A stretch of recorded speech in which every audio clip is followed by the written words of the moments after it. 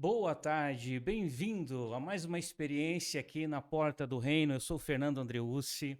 Tenho o prazer de ter aqui comigo o pastor Tiago Almeida, da Igreja Assembleia de Deus Água Viva de Maringá, que tem uma abordagem muito interessante, né, Tiago? Isso. E hoje estaremos falando sobre um título muito importante dentro do contexto eclesiástico.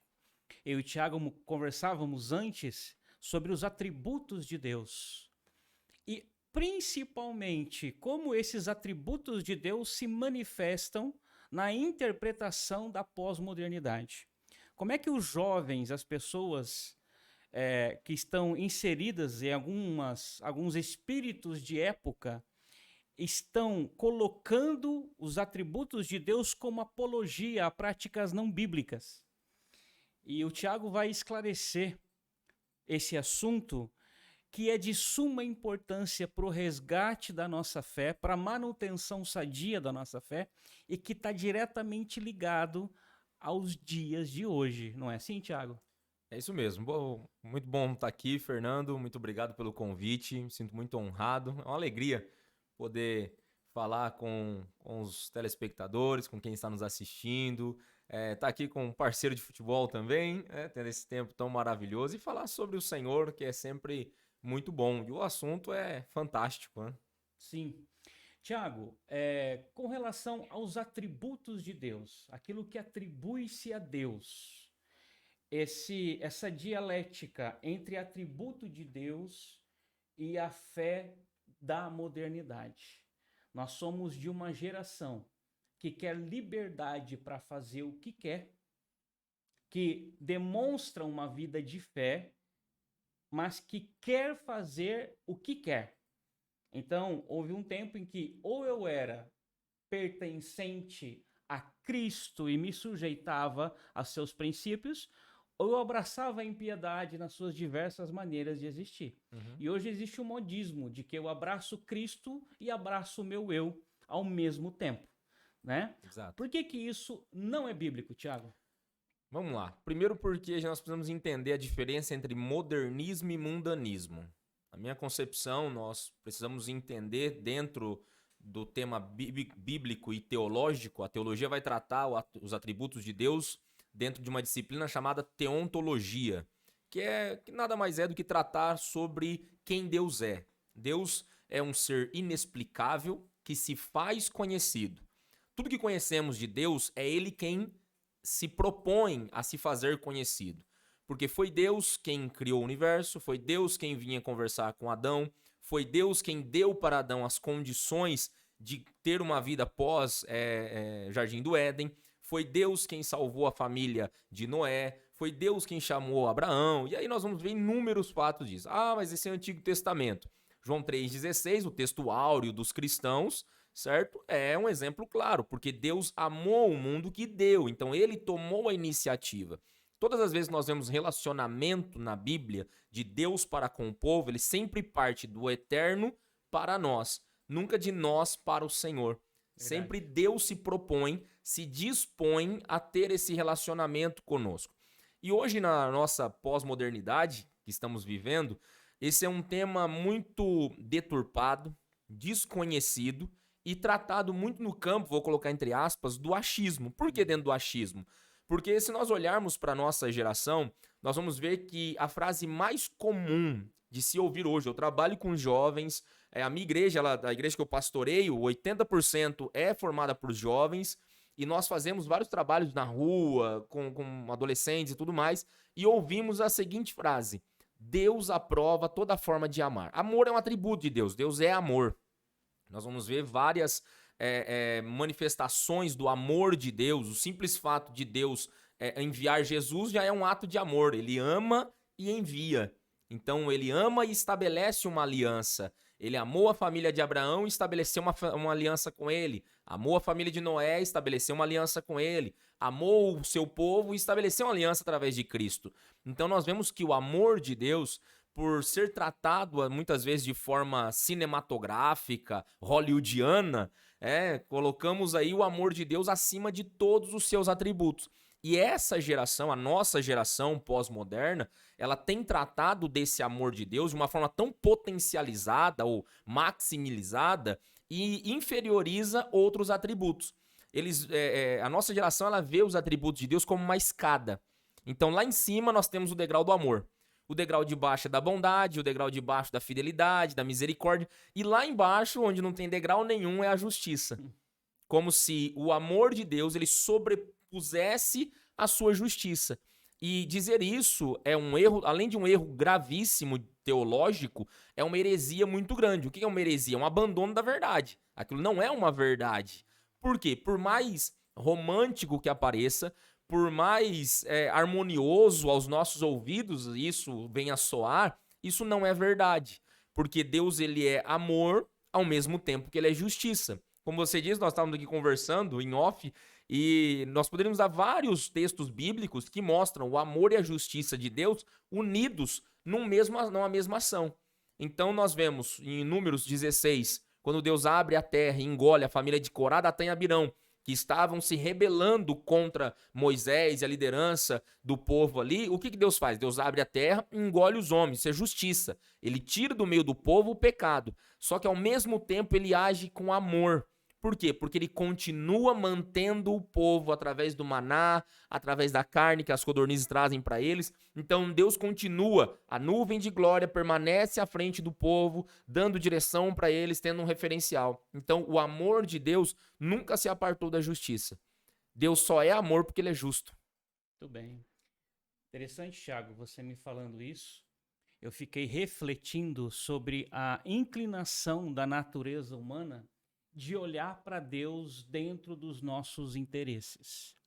Então eu tento negociar a personalidade divina por meio das minhas intenções carnais. É como se eu negociasse quem Deus é para que esse Deus que eu projetasse no meu consciente não viesse contra os meus pecados naturais. Uhum. Eu fico negociando com a minha consciência um Deus que aprove o meu comportamento que porventura pode ser pecaminoso. Uhum. Então, por trás dessa heresia, desse abandono da verdade, reina um interesse pessoal. A vontade de fazer o que eu quero, do jeito que eu quero, sem ter nenhum problema de consciência com uma divindade que possa me punir. Exato. Dentro disso, eu vejo que por formar ali, ter uma ideia equivocada de antropopatismo, o que seria antropopatismo? É atribuir a Deus uma característica humana em caráter emocional e psicológico. Então, Deus se entristeceu, Deus se alegrou, nesse sentido. Eu crio, baseado nessas ideias performáticas, né, de antropopatismo, eu crio um Deus na minha mente e torno esse Deus como um ser absoluto. E não, por quê? Porque esse ser que eu criei na minha mente, ele vai contra as escrituras. Por que eu criei esse Deus na minha mente? Porque esse Deus na minha mente, ele não vai me condenar por conta do meu pecado, ele não vai me corrigir por conta do meu pecado, e ele não vai me confrontar por conta do meu pecado. Então o que acontece? Eu vou poder conviver pacificamente com esse Deus que eu criei, certo? Esse Deus, vamos colocar com letra minúscula, que eu criei na minha mente, simplesmente porque eu não quero que a minha vida entre em conformidade com as escrituras. Porque se eu for olhar para as escrituras, eu preciso mudar. Eu tenho que abandonar o orgulho, eu tenho que abandonar a mentira, o engano, eu tenho que abandonar o pecado. E isso é uma ação do Espírito Santo. João 16:8 vai dizer, e o Espírito Santo vos convencerá do pecado, da justiça e do juízo. Então, essa ação do Espírito Santo fará com que esse Deus que eu criei na minha mente seja destruído. E entre em mim o Deus bíblico, o Deus que a Bíblia revela. Por isso que aí sim eu serei morada do Espírito Santo, templo do Espírito. O próprio Deus habitará em mim a partir do momento que eu desconstruir essa ideia, que vai vir, óbvio, de uma ação do Espírito Santo. Eu vou desconstruir esse Deus que eu criei, que não me confronta, que não me corrige, que não me pune. Eu vou tirar esse Deus de cena e ter em mim a verdade bíblica acerca do Deus real, do Deus verdadeiro, do único Deus. Porque eu não posso ter uma ideia de quem é Deus. Eu preciso saber a quem ele é de maneira objetiva diante daquilo que ele me apresenta. Então ele se tornou conhecido por nós. Deus se torna conhecido, ele se revela a nós. Então eu preciso ter o conhecimento de Deus partindo dessa revelação que o próprio Deus me dá e não daquilo que eu acho. Porque senão eu caio nesses erros que a nossa geração tem caído, né? Perfeito, Tiago. E uma coisa interessante sobre esse tema é que essa apologia do Deus do amor que permite tudo, que desde que haja intenções de amar, eu estou aprovado pelo juízo divino, essa opinião é emitida por estruturas seculares.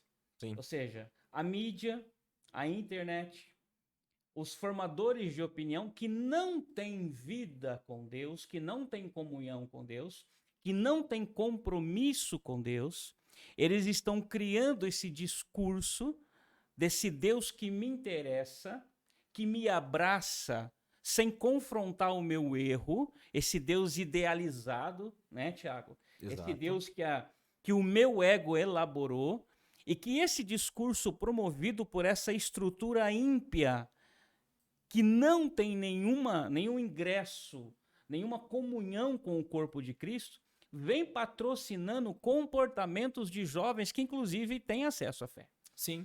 Né? Tão importante quanto saber que isso é mentira, é saber que quem diz essas coisas é mentiroso. Exato.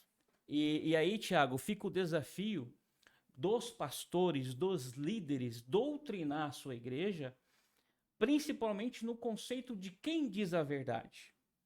Eu acredito que as únicas instituições e pessoas que possam dizer a verdade sobre Deus são aquelas que têm a Bíblia como fundamento da sua fé. Sim, como padrão. E como que você avalia, Tiago, dentro dessa dialética, desse espírito de época, porque nós vivemos um espírito de época onde tudo pode, onde tem esse amor vale a pena, qual é a forma mais inteligente, mais objetiva de combater essa heresia, na sua opinião? É a forma bíblica. E aí, se nós entrarmos nesse ponto, duas coisas diante da sua fala, que foi perfeita, nós precisamos elencar. Primeiro, Deus ele não te aceita do jeito que você é. Ele te recebe como você está, mas você não permanece como você é. Verdade. Há uma transformação. Sim. Então, essa ideia de que Deus te aceita do jeito que você é, vem do jeito que você está. Realmente, venha do jeito que você está, mas você não vai ficar dessa forma. O problema é que as pessoas tomaram isso, eu venho do mundo carregado pelos meus pecados, atolado na lama do pecado, da imoralidade, e venho para Cristo. Eu não posso ter na minha mente, achar que, como a gente diz, por Deus ser amor, que Deus vai me deixar daquele jeito. Entendeu? Deus vai mudar todas as outras áreas da minha vida, mas aquela área ele não vai mudar. Não.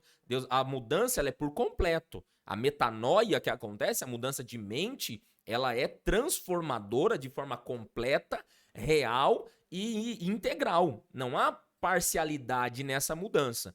Então, a pessoa ela vem como ela está, mas ela é mudada. Ela não permanece como ela está. E um outro ponto que precisa ser muito levado em consideração, possivelmente quem está nos assistindo já deve ter, já viu ou ouviu em algum lugar isso, é dizer que Deus aprova toda forma de amar. Isso é uma mentira, isso é um erro bíblico gravíssimo, certo? Por que é um erro bíblico? Porque nós não vemos Deus aprovar toda forma de justiça, não vemos Deus aprovar toda forma de bondade, toda forma de misericórdia, toda forma... Deus não aprova toda forma de adoração. Não é toda forma de adorar que Deus aprova. Essa ideia que a nossa geração cristã tem desenvolvido, principalmente essa nova roupagem gospel tem desenvolvida, é a roupagem do adoração extravagante. Adore a Deus do jeito que você quiser. Opa, calma. Peraí, não é bem assim que as coisas acontecem. Deus, nós estamos falando de Deus. Deus é um ser santo.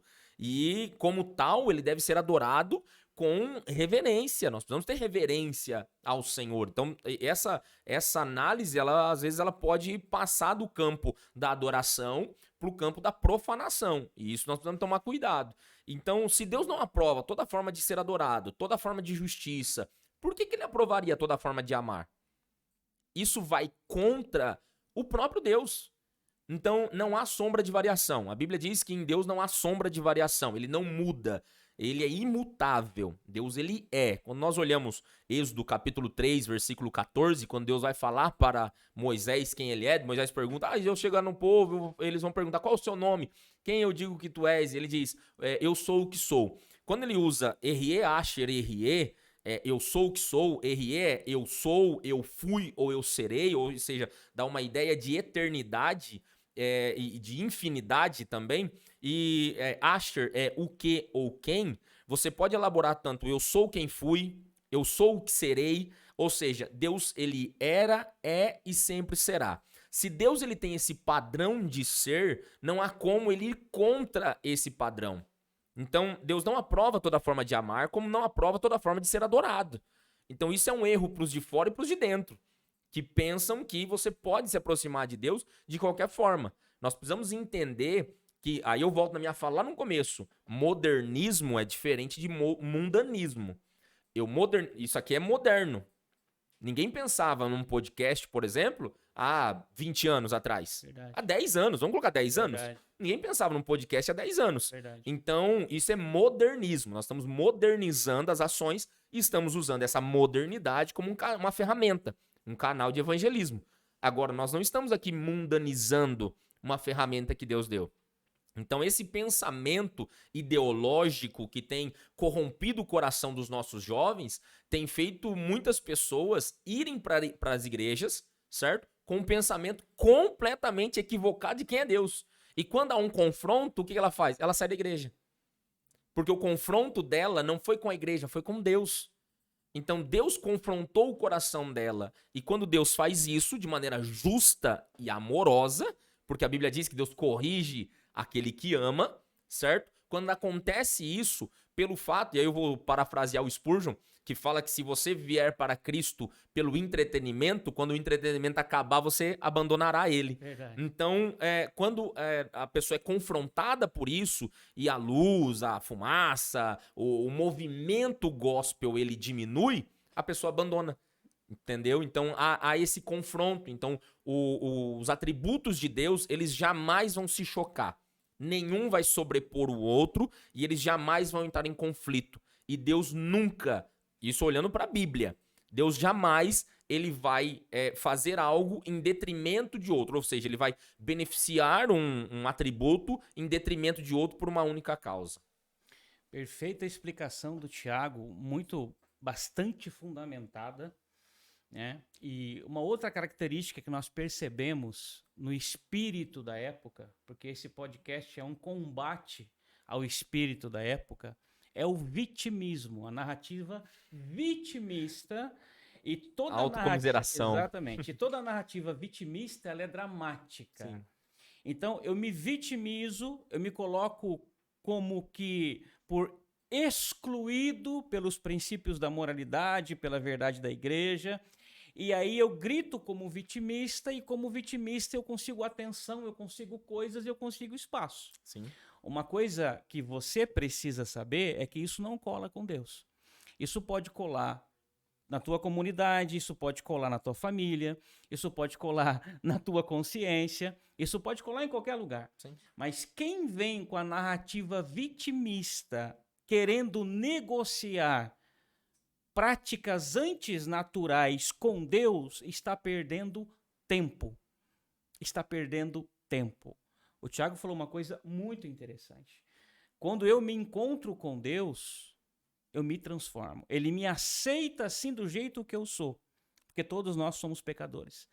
Mas dentro do processo de comunhão, eu sou transformado, e transformado segundo a medida do varão perfeito, que é Cristo. Agora, Tiago, é mais fácil nos enganarmos do que darmos de frente com a verdade.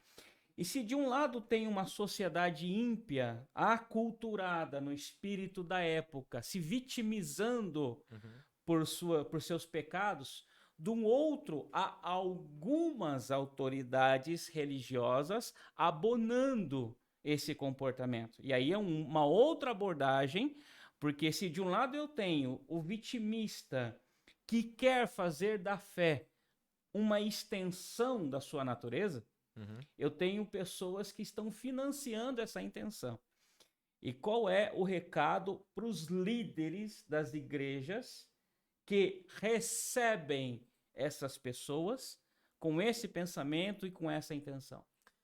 Entenderem que é através do amor cristão que isso vai ser moldado. A pessoa ela precisa entender o real sentido da sua conversão. O que é uma conversão? Após uma conversão genuína, que é o agir do Espírito Santo, que não depende da igreja, não depende do pastor, não depende de ninguém. Nós não fomos chamados para convencer ninguém. Nós somos chamados para pregar o evangelho. Excelente. A partir do momento que essa pessoa é convencida pelo Espírito Santo, a igreja tem um papel fundamental, porque a igreja ela é um instrumento de Deus para a consolidação desse novo convertido. Por isso que a grande comissão é ir de pregar o evangelho e ensinar as pessoas. Essa é a base da grande comissão. Então a igreja faz esse papel de ensino e eu vejo que a consolidação bíblica, e não em costumes, mas a consolidação bíblica. Eu sou um assembleano. Eu digo que eu sou assembleano até o tutano. É assim, de tão assembleano que eu sou. Mas nós precisamos entender que a consolidação bíblica, não que a Assembleia de Deus não faça isso, mas a linha pentecostal, principalmente a neopentecostal, tem às vezes se perdido em alguns detalhes em relação a isso. Nós vemos que a consolidação bíblica ela é extremamente importante, porque através de uma verdade bíblica que eu vou ter o conhecimento de quem é Deus, quem é Jesus, quem é o Espírito Santo, por que que eu faço parte do corpo, por que que eu vou à igreja. Hebreus 10, 25 vai dizer, nós não somos como aqueles que deixamos de ir à igreja. E o que a nossa geração mais tem ouvido, esse espírito de época que tem pegado mesmo essa pós-modernidade da nossa juventude, tem dito o quê? Você não precisa ir na igreja. Verdade. Não, pode adorar em casa, fica em casa. Assiste pela internet, manda aqui uma oferta para ser patrocinador do nosso ministério, para manter esse programa no ar e não precisa ir na igreja. Então, essa ideia tem consumido e corrompido o coração e a mentalidade da nossa juventude. Por quê? Porque eles não entendem o que a Bíblia realmente instrui sobre isso. Porque se eles entendessem o que a Bíblia instrui sobre isso, o jovem estaria na igreja. O jovem estaria consolidado. E aí é uma via de mão dupla. Porque ao passo que o jovem precisa da igreja, estar na igreja para consolidação, comunhão, estar com outros irmãos, um orar pelo outro, fazer parte do corpo, a igreja precisa ter uma estrutura para consolidar esse jovem. Porque não adianta o jovem vir faminto, sedento por Deus, se a igreja não tem uma estrutura. E ter uma estrutura não é simplesmente ter um prédio, abrir a porta e falar, venham pessoal, nós temos culto aqui domingo à noite. Sim. Ter uma estrutura é eu pensar, por exemplo, vou receber você e sua família lá na igreja. Você tem filhos? Sim. Tem filhos. Então, vamos lá, você e sua esposa. A igreja tem como atender você como casal, você e sua esposa? Tem. Tem como atender você como homem? Tem. A sua esposa como mulher? Tem. Os seus filhos, ministério infantil, jovens, adolescentes, tudo isso o pastor precisa pensar. Por quê? Porque ele precisa atender a família como um todo. A igreja é um instrumento de Deus para consolidar a família. E eu não posso pensar na família só no pai e a mãe. Eu preciso pensar na família, na criança. O Ernst Maia, o reverendo Ernst Maia, ele ministrou uma vez na nossa igreja e ele disse uma frase que me marcou muito. Ele disse assim, se você quiser ter cristãos maduros, saudáveis e consolidados, invista no ministério infantil. Perfeita essa colocação. E aqui o que o Tiago nos diz me remete a um raciocínio muito importante. Quando eu presido uma igreja como empreendimento, os meus critérios serão outros. Eles serão número de fiéis, entrada dizimal, mídia, rede social. Isso reflete a ambição de quem está presidindo essa igreja. Mas quando eu estou dentro do conceito bíblico, abrindo uma igreja para receber, para acolher o mundo e demonstrar o amor e a justiça de Cristo, eu tenho essa mentalidade. A mentalidade de estar pronto para receber quem precisa e quem quer a fé. Né? Uma outra coisa, Tiago, sobre a questão do atributo do Deus que é amor, muito importante deixar claro aqui, é que as pessoas confundem muito o conceito de amor. Elas dizem, Deus é amor. Mas será que elas sabem o que é amor? Amor não é dar o que você quer. Amor é dar o que você precisa. O amor confronta. O amor retalha. Deus é um Deus de autoridade e de confronto. Durante toda a Bíblia, Ele teve o atributo da autoridade e do confronto. Ele confrontou quem ele amou. Aliás, quem ele mais amou, mais ele confrontou. Sim. Então, essa ideia de que Deus é amor e porque me ama faz o que eu quero é uma falácia, é uma heresia. O amor de Deus me confronta, reprova atitudes que não condiz à intenção dele e não negocia princípios. Exato. Nenhum espírito de época, nenhum discurso da mídia, nenhum discurso de artista da Rede Globo pode substituir a verdade de Deus. Liberdade não é libertinagem. Né? Exatamente. Então nós temos aqui um cenário muito clássico dessa dialética entre o Deus que eu quero criar para mim, que me aceita como eu sou, não me confronta, e uma igreja que por vezes não está pronta para fazer esse confronto. Porque a gente trata aqui de almas, todo mundo é importante para Deus. Todos nós chegamos a Cristo carregados de pecado, de medo e de culpa. A ideia da igreja não é que ela condene o sujeito, mas que ela condene o pecado. E na tua opinião, Tiago, qual é a forma mais eficaz de transmitir esse evangelho que reprova o pecado, mas que acolhe o pecador? Inclusive, há alguns pastores, esse assunto é importante, que eu tenho visto aqui no Instagram, que eles estão acolhendo costumes pagãos.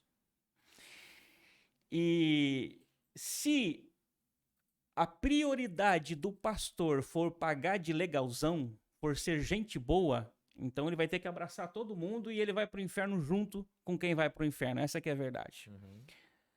O líder espiritual não tem que pagar de legalzão. Ele não pode estar preocupado com popularidade, com likes. Quando Jesus aborda a mulher do poço, que tinha uma vida afetiva desregrada, que tinha uma vida afetiva corrompida, ele acusa o pecado e acolhe a pecadora. Sim. No momento em que ele encontra a prostituta, ele diz, vá e não peques mais. Então, a ideia básica é essa. Acolhe o pecador, mas repudia o pecado. Sim, eu vejo que nesse ponto, como que a gente pode confrontar o pecado e acolher o pecador?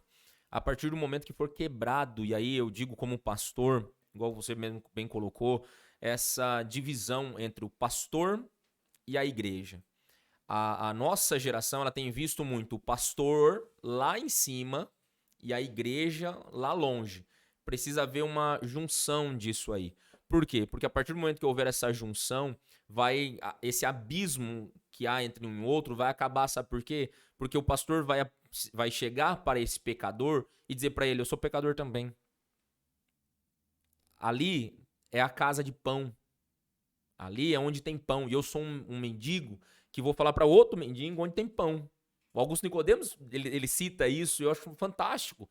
Então, eu sou um pecador e eu preciso, como pastor, mostrar para outra pessoa, porque às vezes as pessoas elas olham o pastor muito endeusado. Elas divinizam o pastor de uma forma, assim, surreal, sabe? Então, isso precisa ser quebrado. Então, o pastor, para que ele possa confrontar o pecado e apresentar Cristo para essa pessoa de uma forma amorosa, um amor bíblico, como Paulo cita em 1 Coríntios 13, nós vamos ver que é mostrar para ela, olha, eu estou aqui, eu não estou para te acusar, eu não estou aqui para te apedrejar, eu não estou aqui como um fariseu que vou afundar você mais ainda na lama do seu pecado.